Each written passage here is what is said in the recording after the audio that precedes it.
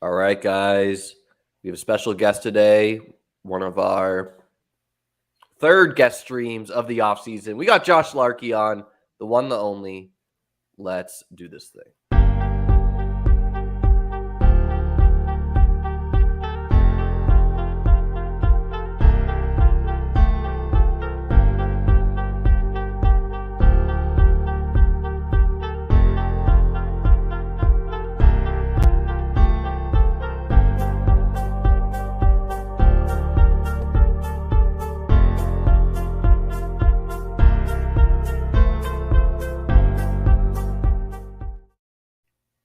All right, guys. As I said, we got Josh Larky on today. Going to be doing a best ball draft on Underdog. Going to be ripping a big board, see if we can sun run 200K together.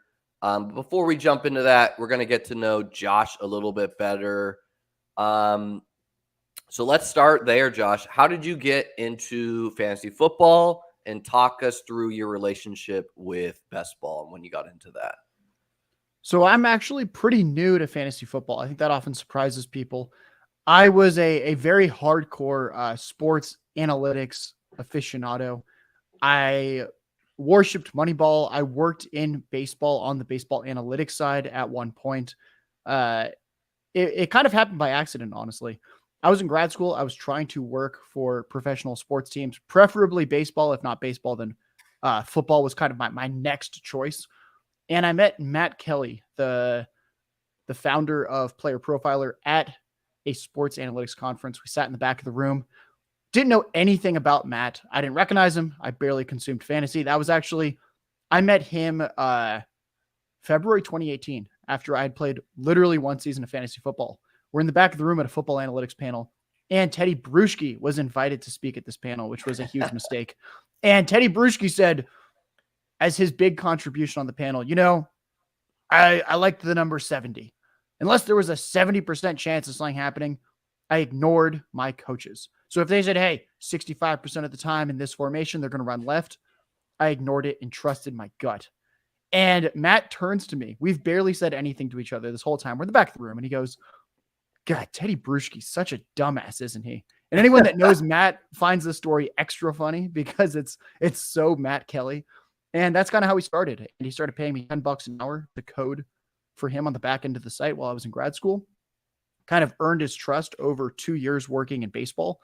And when I was COVID furloughed because baseball pretty much shut down all attendance, I lobbied Matt for more hours. And that was kind of my start to the industry, was trying to apply a lot of the baseball analytics principles that I knew to football in terms of how to do analysis, understanding aging curves. And I think that actually really has helped separate my work in the industry, because a lot of people have a very similar background. Their work will read similarly. And because my background is just simply not in fantasy football, I think that obviously that's going to hinder you at times with some intuitive stuff early on. But I think overall it's kind of helped me just have a unique take and skill set in the industry. Yeah, that's interesting. I wanted to say a couple things on that. One, I think going back to the Bruschi example, I think it's pretty funny because, I play quite a bit of poker, and the term coin flipped is used a lot for like 60-40s, which to me is like, that's not a coin flip, right? Like one side's going to win more on average, but they're like, people are like, 60% coin flip, 40% coin flip, which, I get, but just funny in that example. And then I think I didn't know that. So you were not like a passion fantasy football player growing up, which I think that's pretty unique for people in the space. I think a lot of people either, so like, how much do you love fantasy football, I guess? Like, I love it now. Have you developed a love for it since jumping into it? Or do you have a different perspective? Because, and like love is a whatever term, I don't know if I love fantasy football. I really enjoy playing it, but like for me, it was like I always liked the drafts. I kind of like fell into fantasy football too. Once you sun run $1 million contest, it's kind of like, all right, I'll go with the way that fate is pointing me here. But like I remember like in college, like I was the commissioner of our league. Like I got all the dudes in college to start the league. I was the loser looking at the waiver wire on like Thursday night before going out for beers or something, like, so I had done it for a while before jumping into the content realm or whatnot. Yeah, I love fantasy football now. I think it's tough to make it in this industry if you don't enjoy what you do. The hours can be crazy, and if you're just like, oh yeah, it's fun, it's probably not going to last as a full-time career. But I do love it. I've always enjoyed games. I played games growing up, like pretty much any type of game. I played a lot of chess. I used to compete in chess. I know that you have as well. Love pretty much every board game, strategy games. And I think that fantasy drafts are just one of the most addicting things out there in terms of getting that fix, getting that quick rush where you have to be quick thinking, adaptable. I just really love that. I've always watched football throughout my life. Grew up collecting baseball cards. Then at one point pivoted, started collecting football cards. Have just always enjoyed football stats and watching football. So it was really just the actual gambling on football part that kind of came later on. So I have a lot of built up like tacit knowledge, I guess, about the sport of football itself, even if I didn't necessarily play fantasy before that.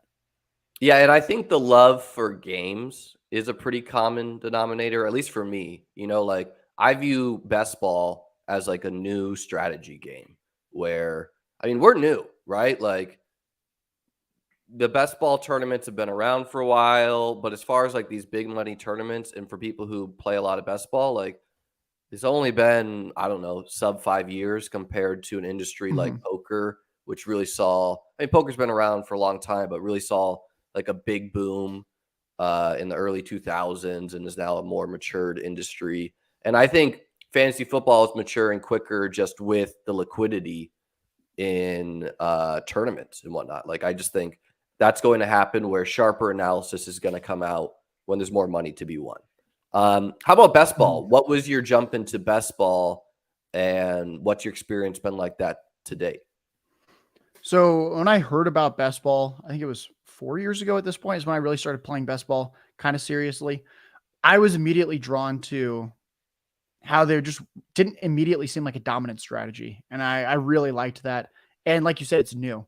That's one thing that I love about football and why I don't watch baseball much anymore, why I'm a huge football analytics as opposed to baseball analytics person now. I like how unsolved football is in general as a sport. I like how unsolved best ball is. I think it makes it more interesting. I hate doing research that everyone else has done. I'll give you an example. So when I was working for the Detroit Tigers, my big project with them was outfield defensive positioning optimization. That's right. I told the left fielder, center fielder, and right fielder exactly the XY coordinates of where to stand based on batter pitcher matchup, stadium, etc. Usually it meant saying, hey, please shift over to the left 7 inches. That's just not that exciting. Yeah. Cool. He moved 7 inches to the left. Great. There's almost zero chance that's actually going to have an effect on that play specifically, given probabilities. Yes, that is statistically the right move to shift that way a little bit. Doesn't really matter. And that's what I love about football. What I love about best ball is that you can actually explore strategies and make a real difference in terms of how people draft, how you yourself draft. I have some research coming out soon on rookie wide receivers, kind of outlining why they're really, really good bets for the payout structure of Underdog Fantasy, where the payouts are really heavily weighted towards the end of the regular season. And that's what I really enjoy. So my first experience with best ball, it was on the FFPC. I did 12 leagues, I think 4 or 5 years ago. And I won 4 of those 12 leagues. And I was like, oh my God, I'm hooked. I think that's often how it happens is, like you said, you win $1 million and you're like, you know what? Maybe I should do this more. I got first place out of 12 in 4 of my 12 leagues the first year. And I went, you know what? Might not be awful at this. And it's fun to make a little money. And it's just extremely fun to draft, like we've been talking about. So getting to literally do nothing but draft, it's great. Waivers, not very interesting. Fantasy trades, not super interesting. We like to draft. Yeah, the draft's the best part. And I had actually first played best ball the year before I won Best Ball Mania 2, and it was kind of similar. Like I played mostly on DraftKings. I played like 2 or 3 of their high stakes ones, which at the time was like a 1K buy-in, I think. And I advanced like 2 out of 2 1Ks, and I was like, all right, we're live. Like we got to do this. That jumps me into my next point. I said yesterday on stream how I'm going to be, and I'm going to put this link Josh's Twitter is linked down below, and we'll put the 33rd team linked below as well. I reached out to Josh, seeing if he needed any person for best ball. Figured I qualified. So I'm going to be doing some articles and some streams for the 33rd team. And maybe, Josh, you could tell the people about what's going on at the 33rdteam.com. So what really drew me to the 33rd team, since when I left FTN last year to work at the 33rd team, I think it was kind of crazy. People were like, wow, who the heck's the 33rd team? Literally nobody had heard of them. It was kind of this gamble. The reason I took the gamble and wanted to essentially create a gambling side of this football think tank is because the resources and the structure of the company are just truly unique in the industry. I like unique stuff. There's kind of two wings to the 33rd team. There's a football wing where the company was started by Mike Tannenbaum and Joe Banner, two former NFL GM president types. I actually worked directly under Joe Banner, and that was extremely appealing to me because, like I mentioned before, I'm new to fantasy football, only been doing it for 5 years now. I just really like football. I think it's an amazing sport to watch. I used to play it. I think it's just great. And being able to create content and strategy for gambling that has a football slant at all times was exactly what I wanted to do. So we have a lot of former and current players and coaches that contribute research, that contribute video content, written content to the site. And I've always kind of felt that ultimately, if a true football mind really likes something, and so do someone like myself or yourself, we're a little more data driven, a little more analytical, it's probably a good play. So if we have a former NFL safety, he says, look at this defensive scheme, notice how it leaves the slot receiver wide open.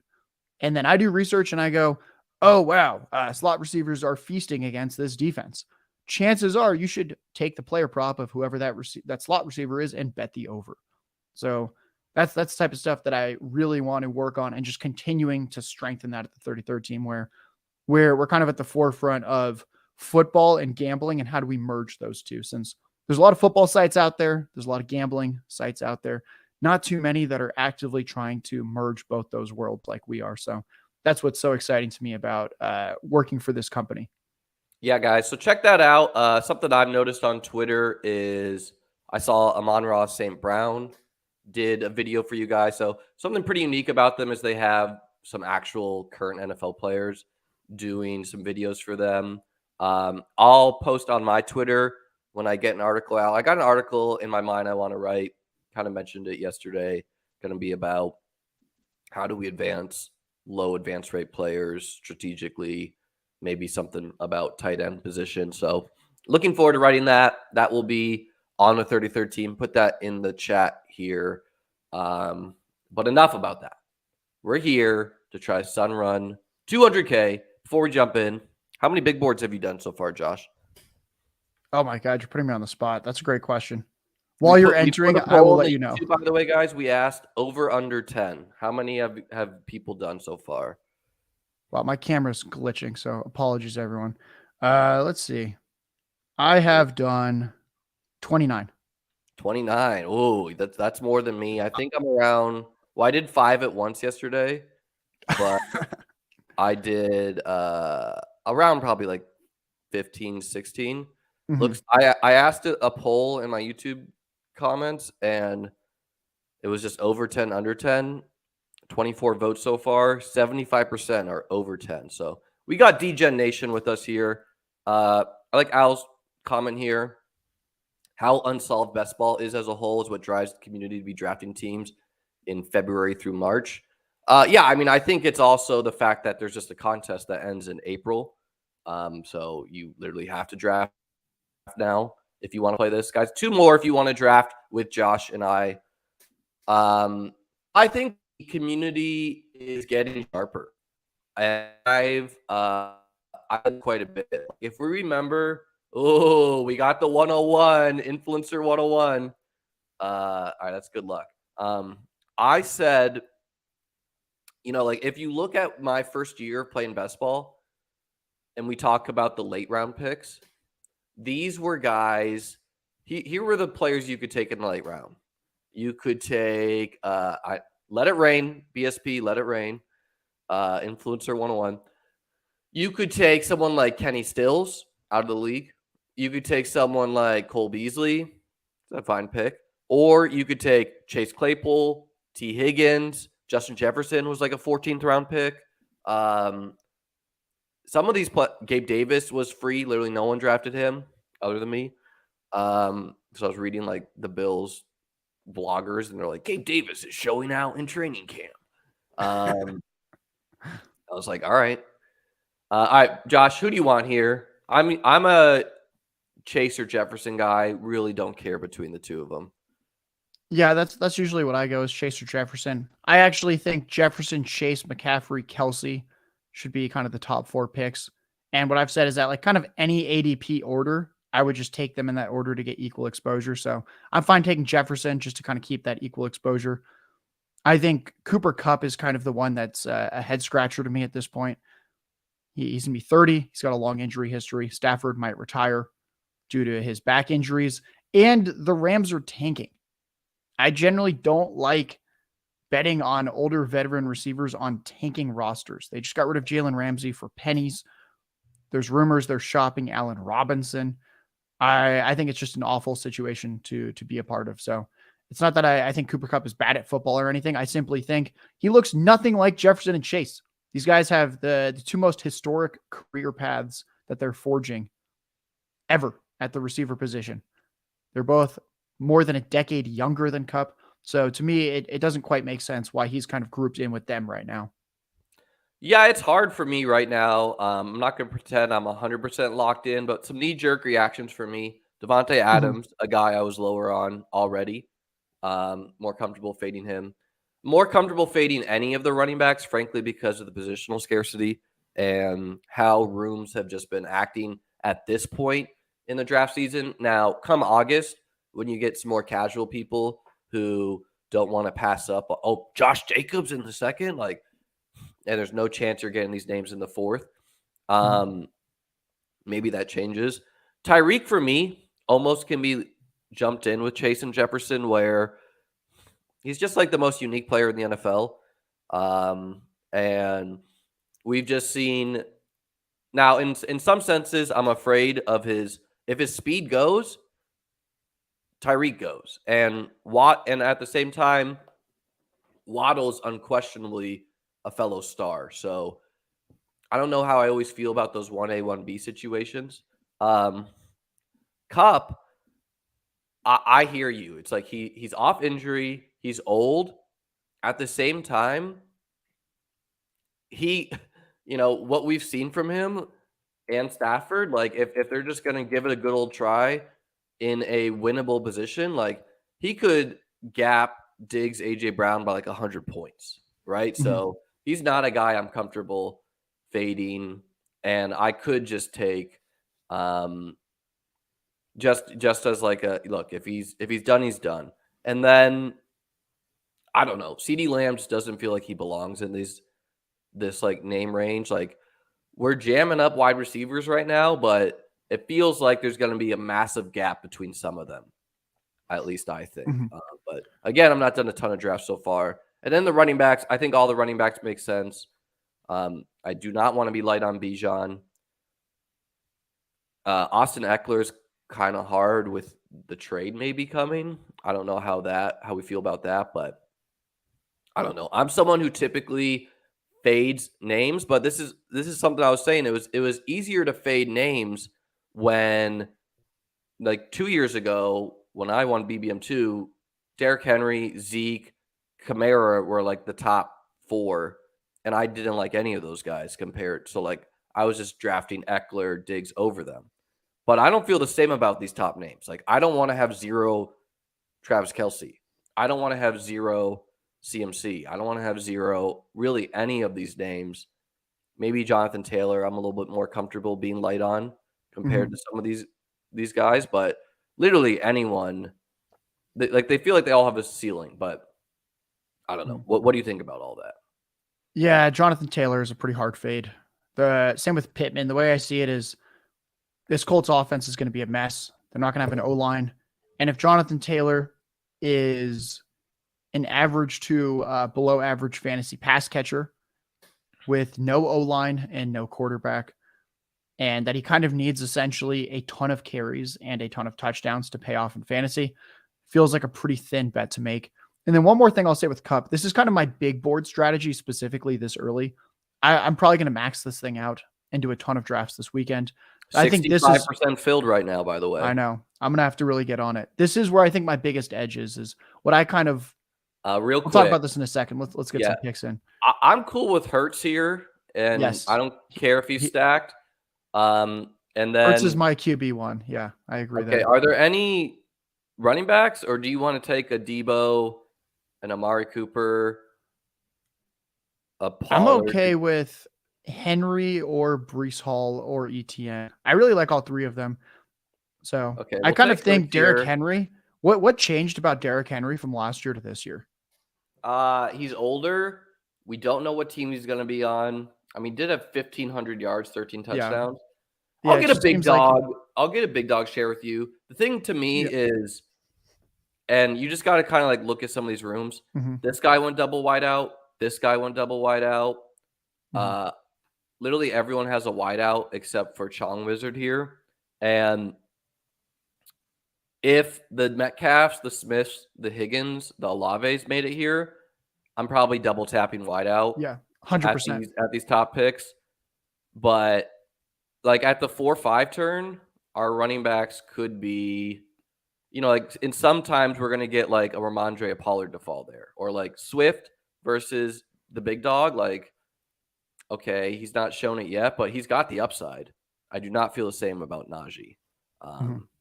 But I don't know. I like a lot of the wideouts on the turn here. Me too. Like most years, it just feels good to be picking at the one spot until, of course, like the back end always has super high advance rates. Yeah. So what I like about the big dog is I think everything's pretty similar. I think like if he gets traded, good. He feels like kind of the only running back where wherever he goes, this guy's just always going to get 20 plus carries a game until the wheels fall off. And I kind of like that this is really like the one running back that has shown year after year that you can just ride him, give him 20, 25, 30 carries. Are we not afraid about 29? You talked about age curves coming in. Yes, there's definitely risk here. I think he's the biggest sell in Dynasty in terms of that sense. But for redraft, do I think he can make it one more year? Sure, maybe. All these guys carry a ton of risk. I think it's half PPR that favors someone like Derrick Henry. He's pretty much the only running back that's going to monopolize goal line work literally wherever he goes, which I really like. One more thing on Cup. So why I like doing a ton of big boards is I like to play the game of where will these ADPs go by summer? Let's say that Stafford says he's playing. It's official.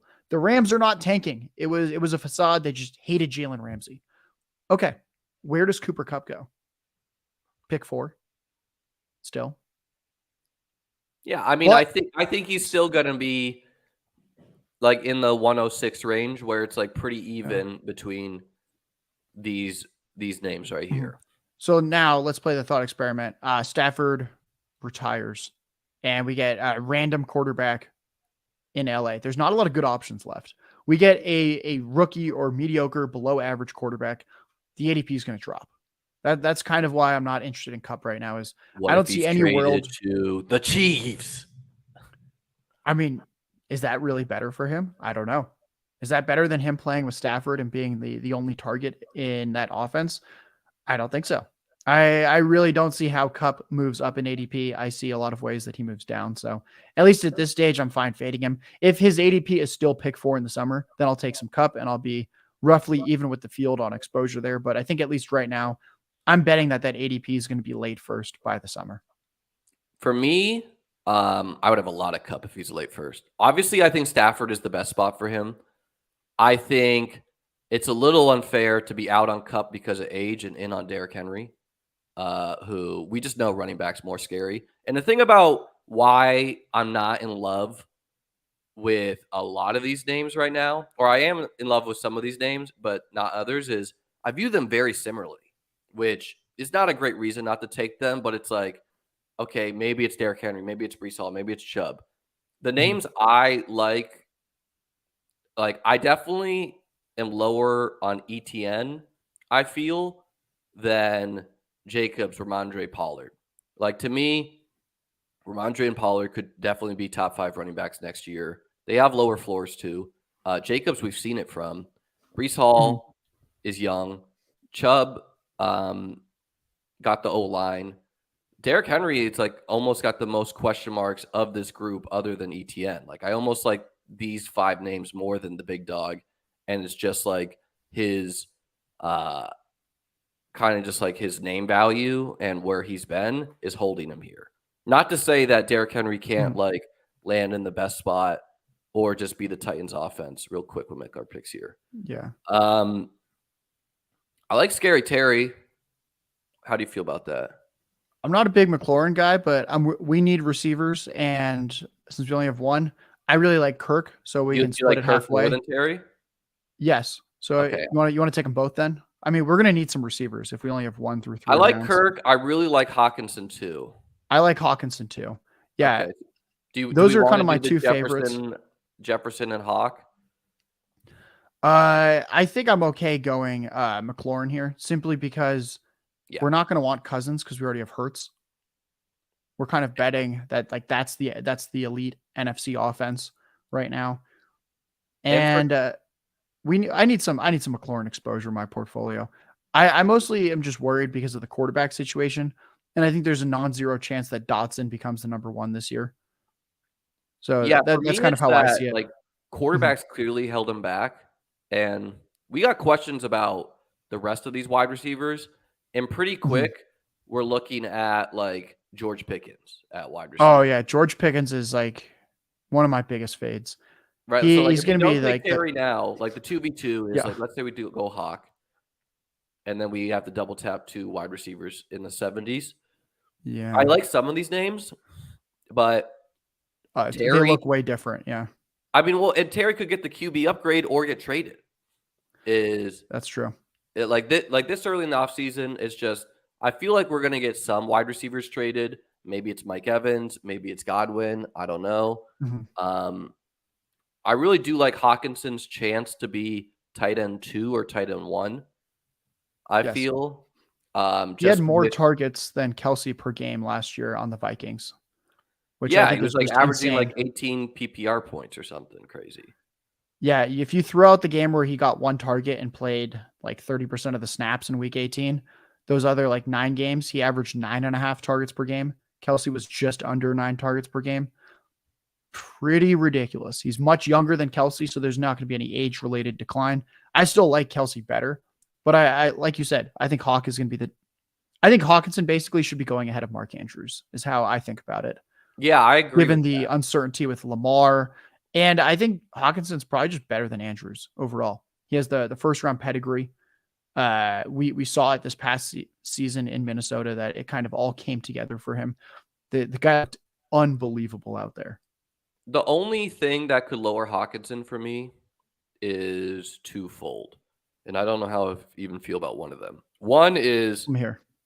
if they get Bijan Robinson, which there's a non-zero chance they Mhm. do that.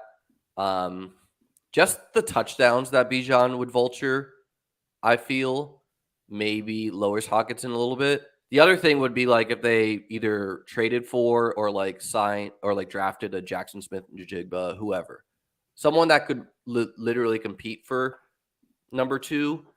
Because currently Thielen's out of there. KJ Osborne, I think better than people think. We've seen ceilings Mhm. from him, but it like right now it's green light for Hawkinson to be the clear 2. I also loved the Josh Oliver signing for Hawkinson because Yeah, he's a I think with blocker, that, right? he's a blocker. I think what does he have, like 10 career receptions, 20. I don't know. The guy literally does nothing. It's pretty fun that a lot of people got scared because they go to like Player Profiler and they see that he's an athletic freak and they're like, oh no. But the guy's just a blocker. I think it shows they're going to do a lot of 2 tight end sets with 2 receivers. And I think that's actually really, really good for Hawkinson.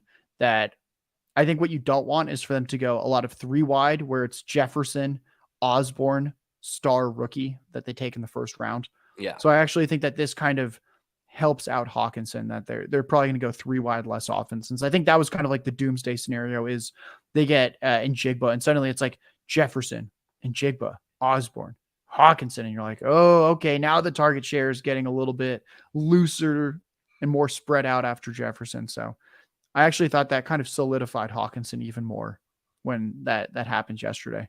Way more. And I mean, I want to say a couple things on that. One is like I like Dallas Goedert, the talent, but he has no business being this close to Hawkinson. I think Kittle does, but like Hawkinson could legit put up like a 200-point season or like 1,200 yards, 10 touchdowns. That's in the realm, something like that. Like a legit like wide receiver type one season at tight end.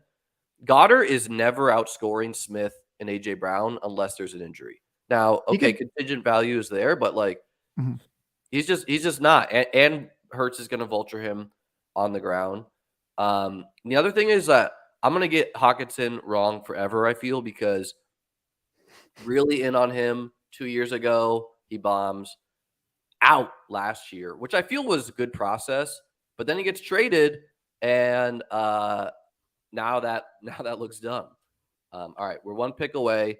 I will elaborate on the Pickens fade in a second here. I can do the same. Yeah, we can just destroy this guy's ADP. It's awful. Well, I mean, I don't like. Okay, so better than some of these. He's very similar to some of these names. Yeah.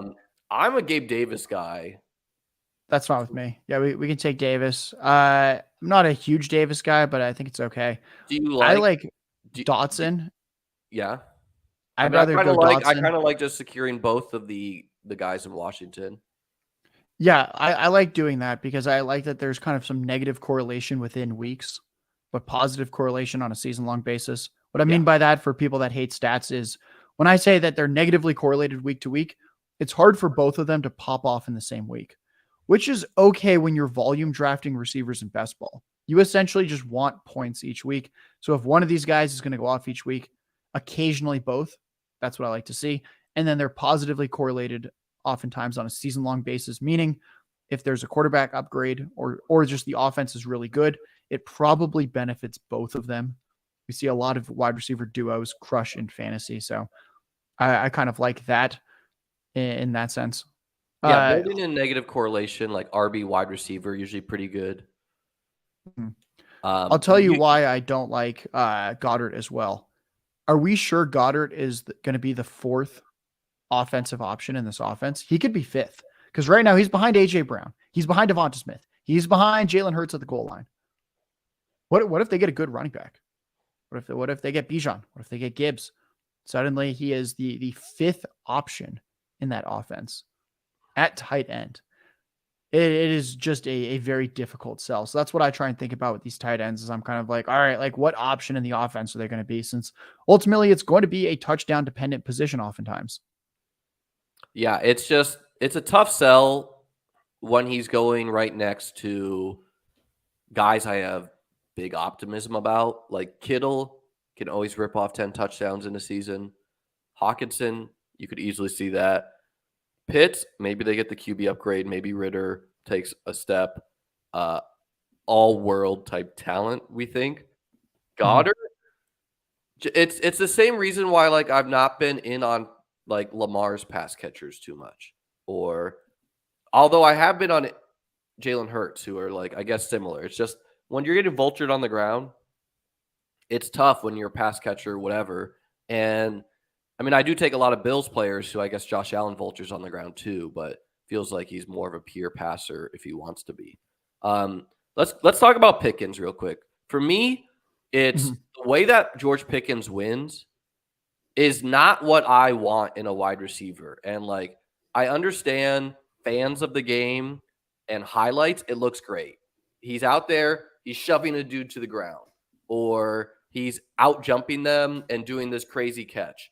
But like, I want the guy who gets wide open or super fast and just goes and scores it. Like, it feels like a lot needs to go right for George Pickens to like creep into a top 10 wide receiver season.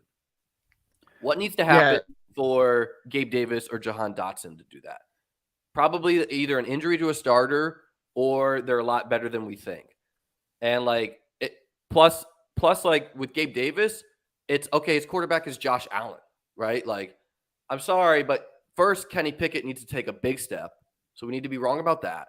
And then George Pickens needs to just like literally grown man everyone. And like, sure, can he score 8 touchdowns in half point PPR? Maybe, but I would much rather have Treylon Burks. Mike Evans, we've actually seen it from. We're just like assuming Pickens does that with this ADP right now, which maybe makes him a little bit lower advance rate and good for playoff leverage. And I think he is talented, but I just don't see like a top 10 season really ever in year 2. And maybe Kenny Pickett is awful. I don't know. How about you? Yeah, so I agree with everything you said. Let's think about it like this. So George Pickens, like you said, he's not getting open that much. He's not going to be a high target share guy. If you look at targets per out run using the 33rd team's The Edge tool, which is free, you can see that I think I qualified it at like 250 snaps for receiver, which is a Josh, pretty we low got bar. Steelers fans in the chat. What if Pickens is a lot better? That's what I'm about to explain. Pickett showed he's football clutch. Like, guys, these are not points, right? These are not what if he's a big dog and everyone else is a little dog? Like, that's not analysis. So for everyone out there that's like, oh, Pickens is incredible. So if you qualified it, I think it was at like 250 snaps. There's like 130 receivers that fit this bill. His targets per route run was, I think, like 110th out of the 130. Well behind not just Deontay Johnson, but about 50% lower than Pat Freiermuth. If you're telling me that he's probably the third option, could even be lower than that on the target tree, depending on what they do with trade, with the draft. The third option on a stinky offense, he's not going to get a lot of targets. Then his only path to fantasy points is touchdowns. And then we realize that we've hit, like you said, Kenny Pickett, who I think is certifiably not good. Let's pause real quick, Josh. We're on the clock here. I like Waller. I like Sanders. I like Charbonnet. I do not know what to think about Kamara. I think we should lock in Waller first because we need a tight end. Okay. And I just think he's still such a supreme talent. I lean Charbonnet here just because Sanders is a 0 in the pass game, and he's part of just like this ridiculously stacked free agent class. I'm kind of worried about where he goes. I think we kind of there's no question on the talent. Like, we know we're probably getting around 1,000, 6 touchdowns. We're getting around that. So we're getting around like 180 point guy. Are we ever getting a 250? Probably not. But Charbonnet, like, are you a big believer in this talent as a rookie? I know he's clearly third in the class. I don't know much more than that. Yeah, what I like is that he has an all-purpose skill set, and that this is the type of guy that we could see popping off for huge weeks, especially down the line. With Sanders, the archetype that I don't like is these veteran running backs where you're basically buying them as high as possible. He's coming off of his best season. Like Derrick Henry. So with Derrick Henry, like unlike Cooper Kupp, at least Derrick Henry goes at the 2-3 turn. How old do you think Miles Sanders is today? No Googling. I'd say 25. He's 25. It's that the guy's an injury history. He's already played 4 years in the league. Betting on these second contract running backs is almost always a bad bet. If the original team isn't enthusiastic to re-sign them, that's really bad news for the second contract running backs. I think that the talent of Henry is just so much more than Sanders. If he were going at the 4th spot like Kupp, I would have 0 Henry. That's not the debate, but to me, it's like we could potentially be getting too cute with Zach Charbonnet, right? Because everyone who plays fantasy football likes the mystery box. We know what Miles Sanders is. We know what he's not too. You're right. He's never going to be like 50 catches, 100 targets in the pass game, 20 touchdowns. We're not getting that. But he could be that glue guy he could be that really solid, like not quite what Josh Jacobs was at this cost, but what he was last year, like 1,000 yards, 8 touchdowns. You'll take that in best ball. Lock in your RB2 with when you got the big dog, hopefully separating. You got the wide receivers, you got the quarterback, you got a tight end. Charbonnet, maybe he is Trey Sermon, right? Like, I don't know anything about the rookie, but like we know there's a very low floor on him. Not a reason to fade him, but that's how I feel today. And like if Charbonnet gets like second round draft capital. Okay, that's different. But at this point in the offseason, like I know, I mean, you're right. Miles Sanders could definitely get like a terrible landing spot, but where would that be? You know? I just worry that the Eagles don't like him. The Yeah. Eagles could re-sign him. They don't see him enthusiastic to do so. They know him better than any other team in the league. They've seen him for 4 seasons, and they said, you know what? We're probably going to go with Kenny Gainwell as the third down back and somebody else as our 1 and 2. That could be Charbonnet as their 1 and 2. I think that like what landing spot does Sanders need to go to for his ADP to skyrocket? If Charbonnet gets second round draft capital, he's going 3-4 rounds earlier. I don't really see how. I think he goes because James Cook got second round draft capital. He was like a 9-10. Yeah, but he was also like a situational He's pretty third down capped back for type. going up. Like, are we gonna vault him ahead of Cam Akers? I don't think so. Pierce? No. Like, looking at the names on the board, like, okay, could he jump James Cook? Yes. White, yes. But a lot of these names feel like, at least currently, like they feel safe where they're going. So you think Pierce will be the starter in Houston no matter what? Because I think there's like, what if Sanders? I could see Miles Sanders going to Houston. They form a committee. That changes that. Then you're right. Like Pierce could like. There's some names here who could definitely free fall. Like J.K. Dobbins could as well, I guess. Yeah. Let's try to finish the Pickens take because a lot of Pickett and Pickens believers here. Clearly, yeah. But let's make some picks here first. I like Dawson Knox as a stab at That's tight fine end with me. to be done at it. Yep. What do we feel about Gainwell? What do we feel about these wide receivers? Let's see who else is on the board. So I'm okay with Gainwell. I think I'd rather have Boyd or Palmer. My issue with Gainwell is that it's been a couple of years now. They seem to have he just like showed a lot late in the season though. And like that's okay. I guess like I'm okay with Gainwell since we also know that he's on an elite offense no matter what. So that's fine with me. I could go Gainwell here. Well, looking at it, it's like how do we feel about Boyd plus Gibson, say, who I like, versus Gainwell and like Isaiah Hodgins or something like that. Yeah. I think in that sense it sounds better to go Boyd, but I agree with you, but we autoed Gainwell. Here's my thing. Here's my thing. It was not a strong preference for me. Yeah, I was out last year on Gainwell, and that felt right for most of the season. However, if Sanders leaves, and I feel like later in the season, watching those games, they started using Gainwell a lot, like in the playoffs. And I don't know if this was like this guy can't stay on the field, or if it was like, hey, we're trying to win these games. Let's get our best players out there. Or if it was they were winning by so much and they were trying to save Miles Sanders for the next games. What was your read into that? Because if it is the, hey, this is our guy of the future, well, then we just got the Eagles starting running back in the 11th. And Tyler Boyd, we know what Tyler Boyd is, and we know what he's not. Tyler Boyd is never going to be like a round 4 type wide receiver bet. He's just not. Can he give you 6 touchdowns, 800 yards, something like that? Maybe Chase and Higgins gets hurt for like the nut outcome. Sure, that's in the range, but he's just not this like huge touchdown guy. What are your thoughts about Gainwell though, and what we saw at the end? So my concern with Gainwell is that I'm just not sure if he'll ever be the guy. And I think that's kind of a worry when you're drafting what's probably going to be a backup or third down running back quite this early. I think the offense really carries him, but I worry that he's just never going to get too.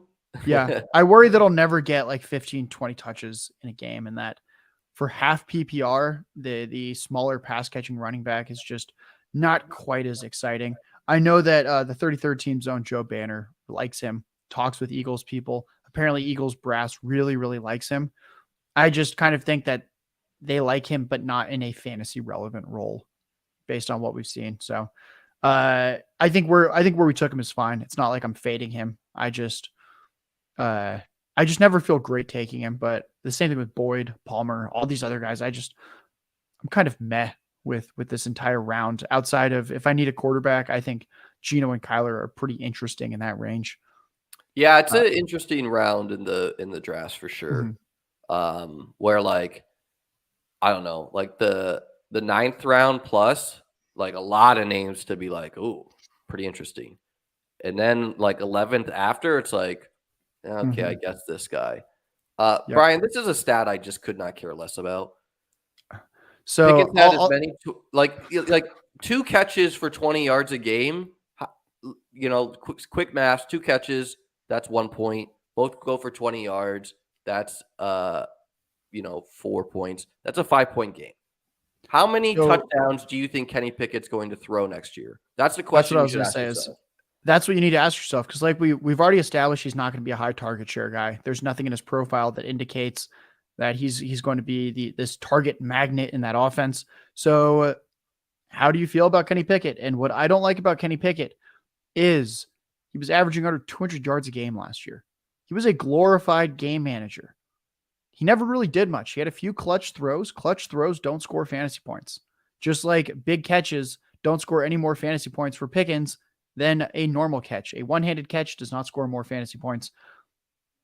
Kenny Pickett was a 5-year player in college. He did not pop until year 5, when he is older and more mature than his competition and had one of the best offensive lines in all of college football.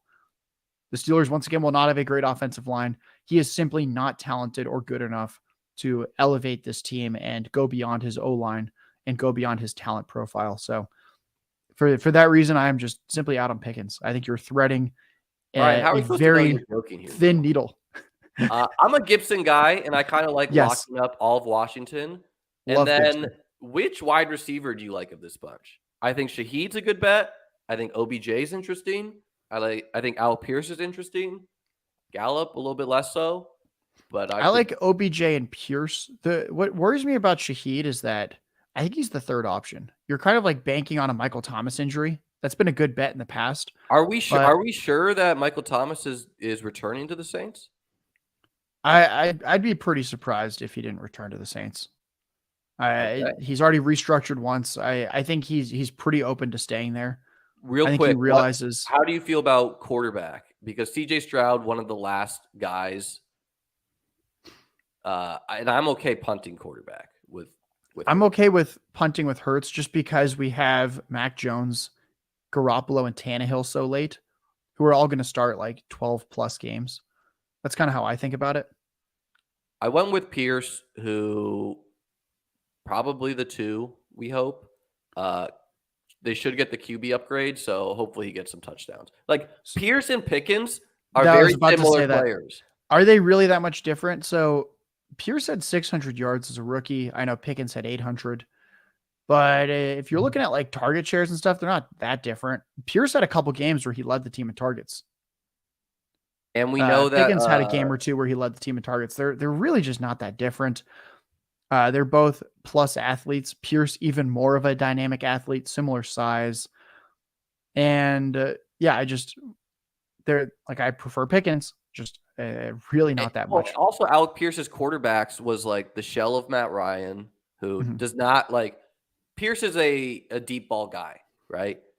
Like the idea with Pierce is you're drafting a guy who could catch an 80-yard bomb for a touchdown, or is just like he's like a RAS god, a raw athletic score god. I think it's rare that people cut players on restructures, but it still does happen. I'll just say that. But like if Pierce gets the big quarterback upgrade, like I don't know, CJ Stroud, Bryce Young, someone like that, Anthony Richardson, probably not a passing upgrade, but like maybe more touchdowns for the offense. There's a non-zero chance he outscores Pickens for sure, especially if Kenny Pickett's going to be Mr. 200 yards passing a game. Agreed. Yeah, I just George Pickens. I like what we're building so far. We got a 1-4-6-2. Tight end. Do you want to add a third body with 20 rounds? Or are you comfortable? I'm comfortable stopping at Waller Knox, but I would add a third always. I'm comfortable stopping. I think that's one where we kind of evaluate at the end. There's a few really interesting rookie tight ends. There's Jelani Woods, who's second year guy, kind of get Rasgard. that like a second Colts guy with Pierce in there. So I think there's a few interesting young athletic tight end options at the end, but I think right now we can kind of prioritize who our second quarterback's going to be. And I think filling out the receiver room more, since right now our running back room is really, really strong. I really like having Henry, Charbonnet, Gainwell, Gibson. I think that right there, there's a lot of paths where those four are doing a lot of damage. We only need one, maybe two more running backs. So I feel receiver, I solid think, is about our where we go. wideouts for sure. Mhm, Like let's just assume Justin Jefferson is in there every week. So now we mhm. need 2 of the 5. And I feel like we're going to get that. Quarterback hurts every week, so we feel locked there. Running back, I don't feel as strong just because Gainwell is a question mark to me. Charbonnet is still a question mark to me. Gibson is a question mark, although high upside one. Some people asking about Gibson. To me, Gibson is not that different than Josh Jacobs was last year. A guy who used to go in the 1-2 turns or the 2-3 turns of drafts, 1-2 sometimes. Mhm. But he also could be a total zero. There's worries about Brian Robinson, whatever. He's still a guy we're optimistic about pass game usage. So is it inconceivable he goes for like 1,000 yards, 10 touchdowns? No. Could he be a total zero? Yes. But like Gibson and Madison should not be being drafted in the same range to me. Oh, I think Madison's so mispriced. A career backup, not on a team in a historic free agent class with a really deep draft class. I'm not even sure if he's going to be a backup. He might No, be like number I like 3 Foreman for for all I know. sure, Yeah. but Like, like like if we think about like what needs to happen for Madison to have a good role, like I know people just like shit on Zeke. At least with Zeke, all we need is for Jerry Jones to say, I want him back. And then he's locked right into the goal line role. He's going to get 200 carries, 800 rush yards, 8 to 12 touchdowns. A lot needs to happen for blanking on his name. For Madison to pay off, where it's like, where does he go where he's getting like legitimate run and where he's an obvious handcuff like he's been in the past? how do we feel about the Penny Singletary duo? I think I'd lean Penny just I definitely because want Penny, but I would also take Singletary. I Or think with Singletary, I don't like that he doesn't get goal line work. well, he didn't So with Buffalo, but that doesn't he was their goal line back. But sort of, yeah. yeah, it's just He's Josh really Allen was small there. hitting free agency. With Penny, I'm much more confident that whoever signs Penny is going to let him loose until he gets injured. Do you want The other, Mostert then? Like it's just I'd to me rather it's go like Mostert at it's this to me point. I like these running backs a lot more than these wide receiver names. So the receiver name I do love in this range is Tyquan Thornton, who is literally the wide receiver one in New England. I was a big Taekwondo guy last year. I could be He's convinced.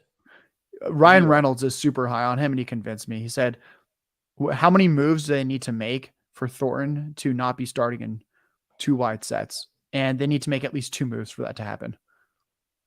Yeah, it's just He's fast. That's good for best ball.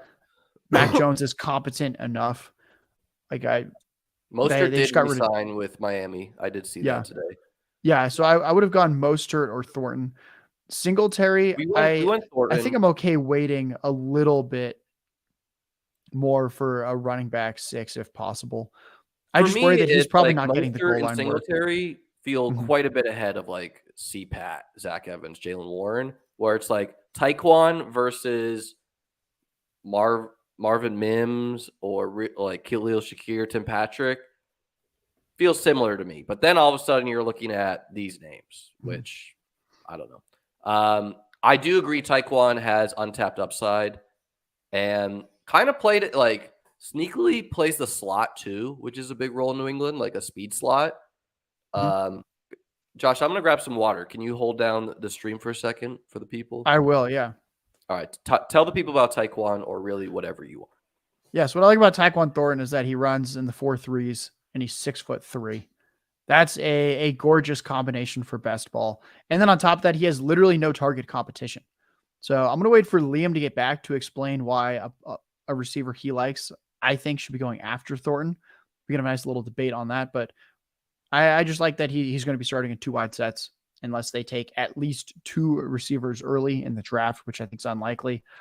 There's no Aguilar, there's no Jacoby Myers, there's no blanking on the other guy who scored like 8 touchdowns 2 years ago. Kendrick Bourne. There we go. Knew that name would come to me. So all those guys are gone. That's what I like about Tyquan Thornton. Jonnu Smith's even gone. It's just him and Hunter Henry and Ramondre Stevenson. So, Liam, I've got a question for you. Yes, sir. Why is Tyquan Thornton going after Rashid Shaheed when they are both deep threats? One guy has second-round draft capital. I don't think these offenses are all that different. They're both probably going to be below average. And Thornton right now is literally the wide receiver 1 there. How can he possibly go behind Rashid Shaheed? Well, this is what we see a lot in best ball is the offenses people do not want to target. All of their pass catchers are just cheap. And this has gotten me in trouble sometimes where like I just took Kendrick Bourne and I took Devontae Parker and I was like, all right, someone's got to catch touchdowns there in New England. And the answer is it doesn't. But you're right. Like Tyquan for sure should not be in this group because until the Patriots do add competition, which I think is very likely they do in the draft at least, right? Like, so what are we assuming right now? It's Parker and Thornton on the outside? I don't even know if Parker's there, honestly. I don't think he is. Let's look up his contract. Yeah, I'm like genuinely not sure. I think there's a chance like nobody's there. But I just think no matter what, like Thornton's starting in 3 wide sets, and I think he's almost certainly as well starting in 2 wide sets. And he's a second-round draft capital rookie who did something in a few games. It was not a good rookie season, but I think he did enough that they're going to let him start next year. So Parker, he's getting older, tons of injury issues. He was actually decent when he played last year, but if I remember correctly, he's pretty expensive and they can cut him. Yeah, he's 30. He's under contract, but definitely could be cut. I like the Thornton pick. He's a guy I've drafted a lot in this round too, just because second-year player, speed demon, has a draft capital. And again, if he gets that slot role that Myers played, but now it's Thornton doing it with speed, he could just run in some touchdowns himself. Like we saw 2 touchdown week from him last year. I played him in like DFS at 0.1% ownership. There we go. Almost took down some stuff. All right. Let me know who you like here. Do we gamble Sam Howell is the QB with the pass catchers? I think we should. Or do you like Mac Jones, who is a less upside gamble, but more likely to be? So I like Howell more. So I think given that we have 2 Washington guys, Howell makes sense. Given that we have Hurts, 3. Given that we have Hurts, I think Mac Jones makes more sense where we have the super high upside with Hurts and the floor of Jones. But I disagree. I think when you have Hurts, you can gamble that your quarterback 2 doesn't ever play. That's fine. Tank Bigsby is a name I've heard a lot. Do we feel good about him? So I didn't like Tank Bigsby, but JJ Zacharyson definitely really likes Tank Bigsby, and he's a smart guy. And I'm generally okay saying, you know what, this guy demonstrated something in college. He was a Devi darling.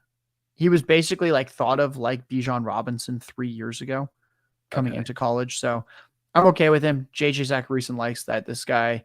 He's got an NFL name. I was gonna say I don't want to cut you off, but you're gonna need to give me a player if you don't like him. Yeah, no, he was fine with me. I didn't like at face value that he had no receiving stats in college. JJ Zacharyson did some good research and showed that he actually had about, I think it was like a 15% market share of his receiving offense in college. It's just that they never passed. So his like 150 or whatever, or 200 receiving yards, that doesn't look impressive on paper, was actually very impressive for that environment. So I'm okay just taking him. Chance at day 2 draft capital.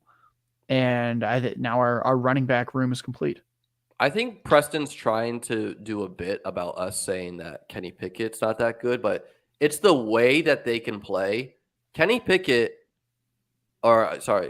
Pickens needs to moss people to have a good season, right? Like he's never going to be outrunning cornerbacks.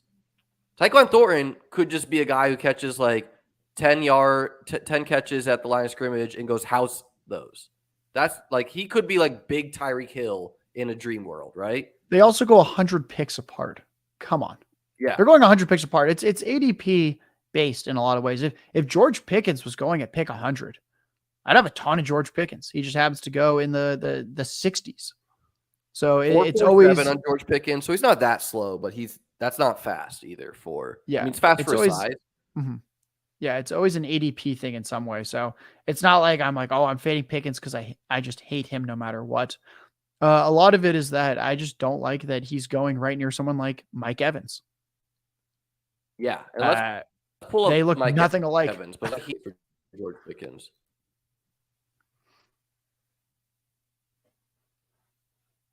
This is for those who don't know, this is by Kentley Platt. Easy way to see combine.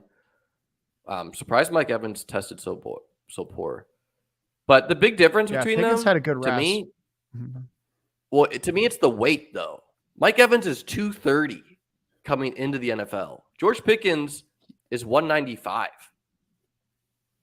Evans was also a first-round receiver. He had historic college production. I think their talents are just entirely different. And it's crazy that they go next to each other when Mike Evans has 8 or 9 straight seasons of 1,000 yards and Pickens had 2 one-handed catches. Pretty different when it comes to pretty sick catches though, you got to admit. Oh, they were super sick catches. I would love to watch him on Sundays. I just don't need him on my fantasy teams at this kind of ADP. You got the question. Who is the Bucs quarterback, Josh? I've seen them linked to Baker, but I honestly don't think Evans is going to be there. I think that's the same thing of drafting him is that he gets traded to like a Buffalo or Kansas City or something. My dark horse place that I really like, I think he fits super well in New York with the Giants. Daniel Jones just needs a big-bodied guy. He's willing to throw into traffic, and I think he can get a ton of targets there. And I think this offense is going to be better than people think. That would be a very fun believer. It's not that I don't believe in Hodgins. I just believe in Mike Evans. And I think Daniel Jones is good enough. And this would be by far the best weapon that he's ever had. They clearly want that guy given the egregious Golladay contract. And unlike Kenny Golladay, Mike Evans is just unbelievable. I don't know, though, because the Golladay was before Dable. And Dable has been a power slot type of offense guy. And maybe that is who's the guy that they drafted last year? Wandale. Yeah, maybe that's Wandale.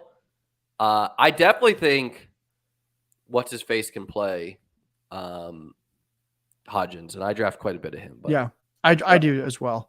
I don't think he's going to end up a Giant. I just think that's actually a fun fit where I think his ADP might drop, and it would be the wrong move from people. That's the point of this season is to have some fun. All right, we need some. What do you want? What you want? Wide out? You want running back? You want? I'd be okay. I think we're fine at 6 running back. Yeah, I think we're fine at 6 running backs. We have 3 picks left. I think we want one more tight end at this point, and then 2 Who do you more like? Washington, receivers. Woods, or Conklin? I'd lean Woods. Okay. Simply because he's not a rookie. Darnell Washington was a sub 10% target share guy. Let's get the analysis after. One more pick here. That's true. I like some receivers, I think. I like Sterling Shepard. I like Corey Davis. I like Darius Slayton. Shepard, not drafted rare usually, but baller when he plays. I'd lean Slayton or Shepard. I like Bryce Ford Wheaton, a rookie who kind of looks like DK Metcalf. Mm-hmm. Yeah, I think I'd lean Slayton or Shepard. Okay. Those are the 2. So if you want one of those 2. We went with Slayton. All right, now give us your analysis on Woods and Slayton. Sorry. So here's what I like about Jelani Woods. He's athletic and he's not a rookie anymore. God, these rookie tight ends with mediocre draft capital that are athletes but raw, they just do not pan out as rookies, but they often do a lot better year 2 onward. And Darnell Washington is just right in that mold. The guy never had more than a 9% target share in any of his 4 college seasons. He has literally never been asked to be an actual part of a passing offense in any realistic way in college. Now we are supposed to assume that in year one, learning an NFL offense, he's suddenly going to be a focal point of a passing offense. The reason Darnell Washington is going to get late round 1 or early round 2 draft capital, if he does, would be because of his blocking. There are people out there that think he should switch to offensive tackle given his frame because of how exceptional he is at blocking. The draft capital is not because of his receiving prowess. Yes, he's a super athlete, but for him to be a super athlete and be a good receiver, it's probably several years away. Like him in Dynasty, I think he's very fun. For year one, I truly just do not see where he needs to go or what's going to have to happen for him to legitimately enter your best ball lineups. I think he's going to be just a situational red zone threat when it comes to receiving. And that's pretty tough in best ball. If you have one catch for 20 yards and a touchdown, maybe that cracks your lineup. Maybe it doesn't. Those are just, it's very few raw fantasy points for that type of profile. For me, I think it's not great that we have a lot of pass game weapons on Washington and now Indy and New England as part of it. However, I think a big boost to Jelani Woods is that they got a new coach, because for whatever reason, the Colts have been running this weird 3 tight end system where it was Jack Doyle and it was Woods and it was Cox or whoever. Yeah, Mo Alley Cox, Yeah, Mo Alley Kylan Cox. Granson. And it's like, why are they rotating so many tight ends? So Woods clearly looks the part, literally a perfect 10 on the RAS score. And now you get the hope that they start doing one tight end, or like they just try to normalize Woods. And again, you could get the rookie QB upgrade off of at least what Matt Ryan was doing. Wide receiver, I mean, this is around like you're taking darts. In some ways, Corey Davis feels like a good bet. Could be Aaron Rodgers' pass catcher. On the other hand, I don't know. Him retiring is not out of the question. Yeah, I'm worried because Rodgers right now is saying he wants Lazard and Cobb to go to New York. And it seems like Lazard is pretty much going to happen. I do not think that is good news for Corey Davis. Rodgers does not seem to care about him. So I'm going to try not to care about Corey Davis too much. I think he's going to land somewhere. I just worry that we're looking at like an oft injured wide receiver 3 in a team's offense. So I was going to say, I think I want another receiver here personally. I literally know nothing about Bryce Ford Wheaton. Tell me more about this guy, because you had me intrigued when you mentioned that this guy's big and fast. Tall, big, comps to DK Metcalf. That's about the best I got. I'm hoping that means second round plus draft capital.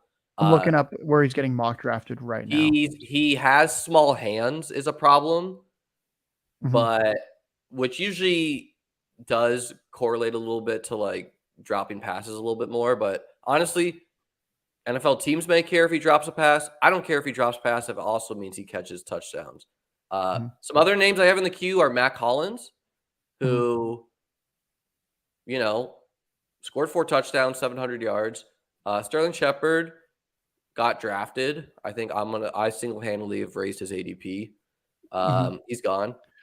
So Bryce Ford Wheaton's currently getting mocked in the 5th and 6th round, which is pretty bad. Not a death kneel. But that's I was gonna say it's not a death needle, and we still have a lot of time till draft day. I mean, Bryce Young was like the obvious 101 in drafts until all of a sudden the Panthers traded up, and now like he's pretty much out of the question. So a lot can change still.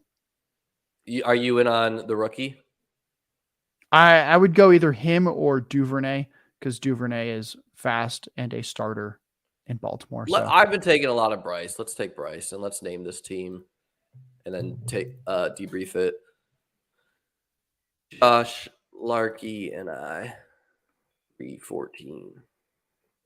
All right, so let's break down this team before we get out of here for today.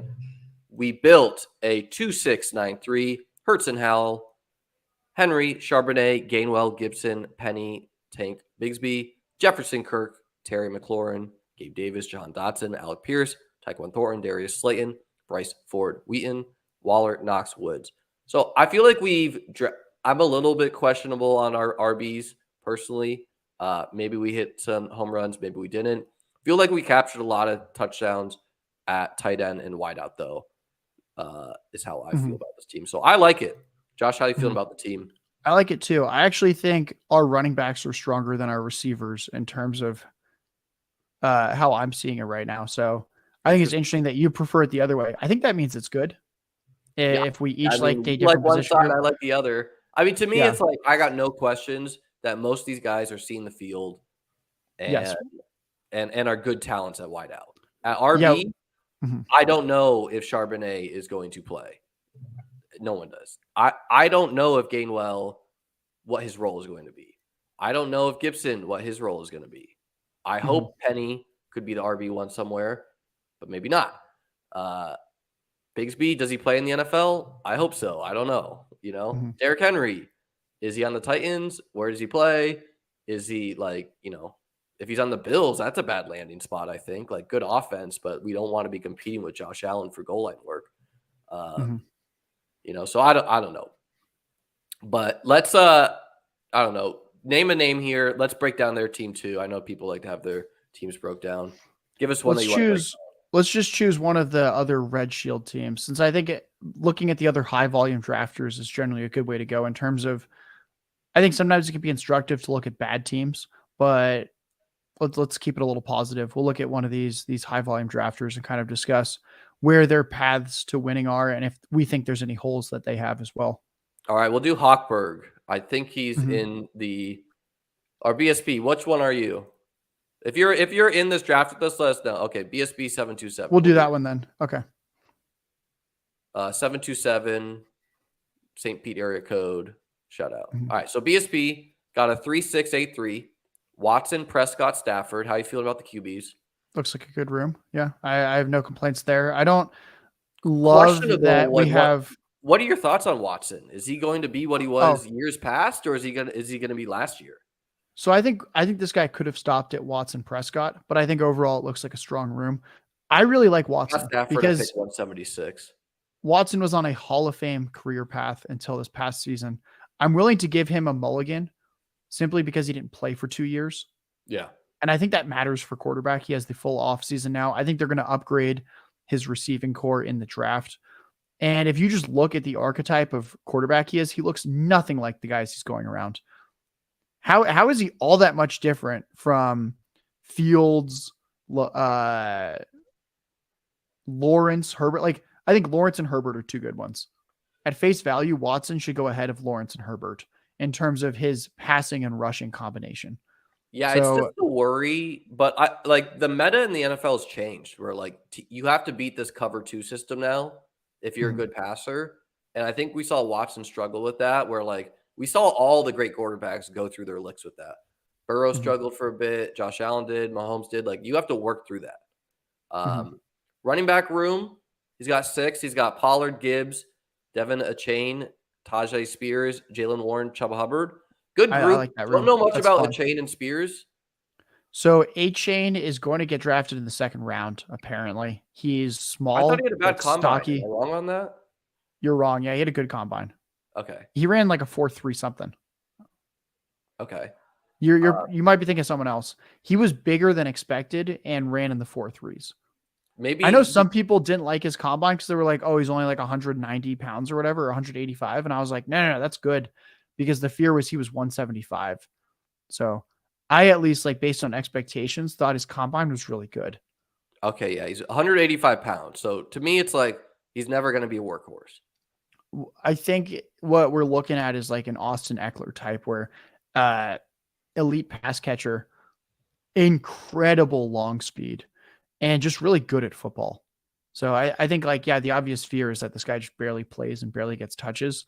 But I think we're looking at a Tariq Cohen type role in terms of, and in a good way, where I think we can get him 7 pounds heavier, which maybe is silly for me or silly to care about. No, it does matter. That's literally the concern with Achane. If Achane was bigger, he'd be going in the 7th round of fantasy drafts because he'd be a 2nd round draft capital elite receiver who's very good and instinctual and super fast as a runner. So his ADP is literally just that he's small. Okay. What about Tajay Spears? You know anything about him? Much less about him. Seems Okay. like I a saw kind of someone else on all-purpose. Twitter draft him, so I figure he's got to be fine. He's like an all-purpose back. Probably early day 3 draft capital. He's fine. He's I a like dart. the Hubbard and Warren pick. Warren, he's going to have a role, probably just be the RB2. Hubbard at least is drawn live to be like RB1 for what we know. Yeah, I have a lot of Warren and Hubbard. Warren feels like a pretty cheap, obvious handcuff. And then Hubbard could be the starter. I think it's pretty likely he and Foreman just come back. Cha-Cha's not a fan, noted. Yeah. Moving I on to like moving on to the wideouts. Diggs, Waddle, Cooper, Mooney, Hyatt, who I think is a faller. Like, I think he did not test as fast as people thought. Yeah, it was concerning.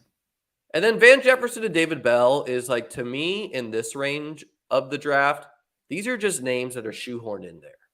Like, these are veteran names. These are the Kenny Stills of years past. These are the Cole Beasleys of years past.